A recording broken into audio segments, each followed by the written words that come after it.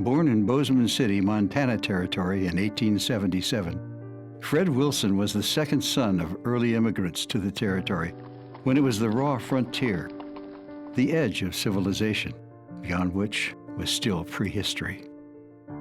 At the age of 12, young Willson penned his first diary.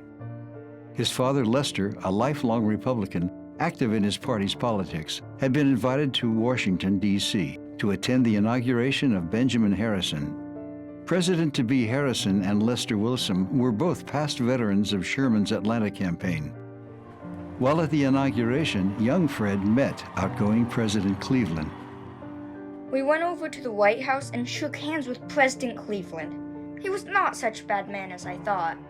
Throughout his lifetime, Fred Willson kept a daily diary, from his first voyage to Europe all the way to the supersonic age. November 12, 1904. One could never hope or wish for a brighter day on which to make his first try at an ocean voyage. And the first thought in my mind is, am I going to be sick? Time will tell. He wrote about murders, such as in 1919, recounting the murder of a close associate. Pomeroy Vreeland was shot and killed at Manhattan. He wrote about demanding road conditions. September 7, 1924. Had my weekly flat tire.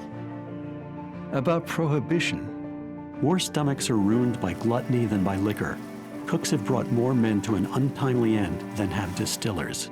And of the Ku Klux Klan. I was defeated by Powers and Thompson at the school board election. Handwriting on the wall indicates KKK did it.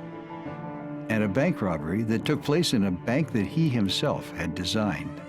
Harrison Bank robbed, sheriff killed. A most terrible and unfortunate tragedy. Of the Great Depression. The financial crisis can wipe out profits and bring business to a standstill, but character is beyond reach. The Depression can rob us of what we have, but it cannot affect what we are. In his diary, Willson wrote of the home front in Montana during World War II. The radio reports that the sale of bicycles will be frozen at 11:59 p.m., too many being purchased for pleasure. In the first line of every diary entry, Willson wrote down the weather conditions, the high and low temperatures for that day, and he addressed climate change. I always feel the urge to comment on the weather and still stick to my convictions of years ago that our climate is changing, and I care not who differs with me. A witness to Montana history, 1877 to 1956. A story about Montana's formative years, as told through the diaries, memories, and design legacy of Fred F. Willson, architect.